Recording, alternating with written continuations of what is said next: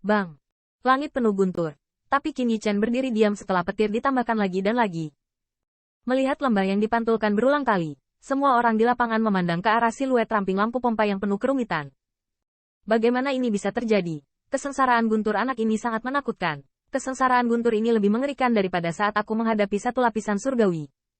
Bagaimana jalan yang telah dipahami Qin Yichen? Kuncinya adalah berapa banyak badai yang dia miliki. Bagaimana dia masih bisa membawanya? Wajah Gao Ling suram. Jika dia tidak khawatir digemuruh oleh Tian Lei, dia ingin membunuh Qin Yichen di tempat. 1000 lampu pompa gunung berkedip, ingin melihat menembus, tetapi tidak menemukan apapun. Sebaliknya Zhan Jinrong dan yang lainnya, melihat ke jalur Tian Lei, bersukacita dan khawatir. Saya senang kesengsaraan guntur begitu luas, sehingga kekuatan Qin Yichen setelah bergabung dengan Raja Abadi jelas tidak mudah. Tetapi beberapa orang takut yang pertama tidak dapat menangani guntur. Namun, meskipun Qin Yichen sudah hangus, kulitnya sobek dan dagingnya menganga, dia masih menggertakkan giginya di sana. Pada saat ini, dia merasa bahwa dantian di dalam tubuh, asal asli sejati yang melonjak, telah mulai menyatu menjadi satu. Di atas langit, awan guntur berkumpul dan berubah menjadi pusaran, dengan segala paksaan yang mengerikan untuk menghancurkan seluruh dunia. Hong lama-lama. Terburu-buru, mahakarya petir langit dan bumi tampak abadi di siang hari, seperti ular guntur biru tebal yang penuh keterbukaan, membuka mulut besar untuk pemuda itu. Pada saat itu, mata semua orang bersinar dengan takjub. Zuo Chunqiu bahkan lebih ekspresif. Bajingan kecil. Setelah guntur langit ini, itu adalah kematianmu. Qin Yichen ekspresi serius. Tidak berani peduli. Memanggil 10.000 baju besi Taoisme. Memegang pedang harimau putih. Pedang itu memotong langit.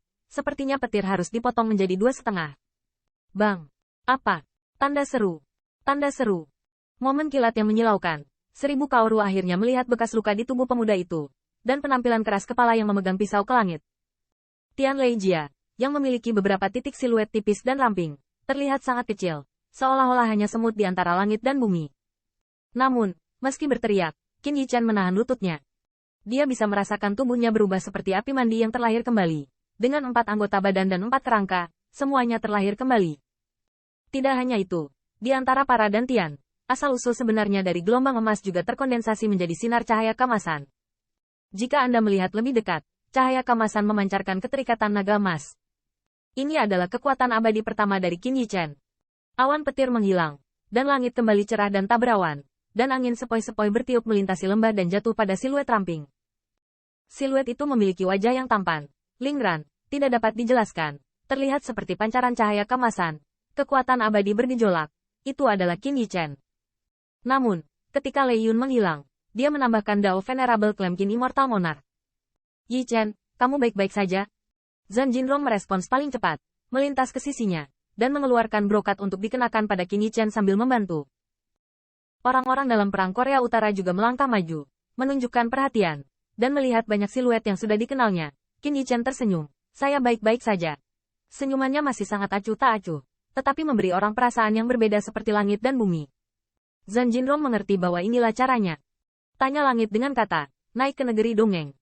Ketika Zhan Jinrong melihat ini, dia tiba-tiba menyeringai, seolah-olah dia lebih bahagia daripada saat dia melewati kesengsaraan guntur di awal. Selamat, Yichen, benar, sekarang saatnya memanggilmu Raja Abadi Qin. Kesengsaraan guntur, ulang tahun Raja Abadi. Setiap Raja Abadi akan mengingat momen ini. Ini adalah salah satu dari beberapa hari penting dalam hidup ini. Dan orang-orang di dunia Korea Utara dengan nada malu dan tulus. Selamat, Raja Abadi Qin. Selamat Raja Abadi Qin. Immortal Monarch 2 kata, seperti guntur menusuk telinga. Gao Ling mengertakkan gigi, matanya penuh keengganan. Tapi dia hanya meninggalkan lengan bajunya dan membawa orang banyak pergi. Zuo Chunqiu sangat kesal. Diam-diam berpikir mengapa bajingan kecil ini begitu fatal. Akhir-akhir ini Thunder gagal mengambil nyawa mereka. Tepat sebelum Gao Ling pergi, ada sedikit ketidakberdayaan di hatinya. Selama perjalanan ini, suku dunia bisa dikatakan menderita kerugian besar. Bahkan Gao Ling ingat saat dia meninggalkan ladang Asura, tapi diam-diam dia beruntung. Untungnya, siluet mengerikan itu tidak berurusan dengan dirinya sendiri. Kalau tidak, bagaimana mungkin dia masih berdiri di sini? Ada alasan untuk kerusakan serius. Setidaknya Gao Ling mengira dia telah melakukan segalanya, bahkan mengatakan itu konyol. Bahkan Yang Mulia tidak dapat membuat percikan besar di bidang Asura bahkan jika dia secara langsung. Tentu saja, Gao Ling hanya berani berpikir di dalam hatinya. Tetapi dia kehilangan banyak penjelasan. Tetapi masalahnya adalah dia tidak mendapatkan apa-apa selain tidak punya alasan. Poin kuncinya adalah jika tidak ada yang ditemukan, Gaoling ingin tahu dengan kakinya bahwa Yang Mulia pasti akan bertanya tentang situasi pasukan inferior yang tersisa dalam Perang Korea Utara. Mereka mati lebih dari yang lain, tetapi panennya jauh dari sebanding dengan Perang Korea Utara. Yang Mulia disalahkan tanpa petir. Bahkan Gaoling sedikit tertekan. Jika dia tampil baik, tingkat abadi, mungkin Yang Mulia bisa menghadiahinya dengan kegembiraan. Tapi sekarang, pantas kamu tidak bisa merebut medan perang. Saat itu, Gaoling bahkan menatap Chen Yexiong, seolah-olah dia berkata, bagaimana kita harus melaporkan setelah berkolusi. Chen Yexiong juga punya niat ini. Akan aneh jika kisah asli perang di utara tidak dimarahi. Klan dunia dan dunia barat pergi dengan tergesa-gesa. Wajah semua orang tidak tampan. Mereka mengira perjalanan ini adalah kesempatan yang tidak mereka temui dengan mudah. Sekarang tampaknya 10.000 untuk mempertahankan hidup mereka. Ketika Nia melihat situasi di depan umum, dia melengkungkan Gunung Seribu. 1000 Kaisar yang mulia. Saya akan menunggu beberapa hari lagi di tanah yang berharga untuk memulihkan diri selama 2 atau 1 sebelum pergi. 1000 gunung mengangguk ringan. Dan baru kemudian melihat Nia menyeringai ke arah dunia utara.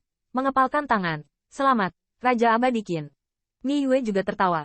Tampaknya Yang Mulia Kaisar Perang akan menggantikan Jenderal Meng lainnya. Qin Yichen menjawab sambil tersenyum. Pegunungan hijau tidak akan berubah. Dan air hijau akan mengalir selamanya. Jika Anda punya waktu, Anda akan datang mengunjungi saudara-saudara dari Kerajaan Peperangan Timur.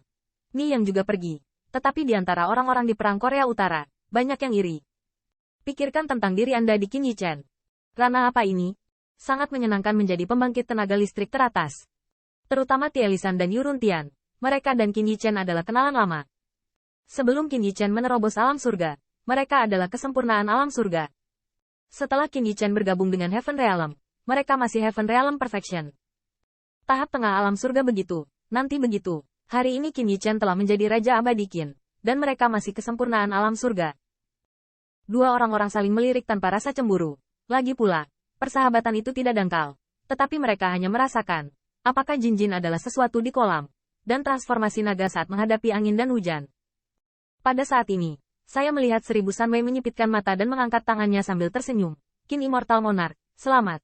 Ketika komentar ini keluar, semua orang terkejut. Saya tidak menyangka bahwa 1000 Kaisar yang mulia secara pribadi akan memberi selamat kepada Qin Yichen. Wajah yang luar biasa. 1000 Hao berteriak sejenak, tapi kemudian melanjutkan tinjunya. Selamat. Ada lagi Raja Abadi Qin di dunia ini.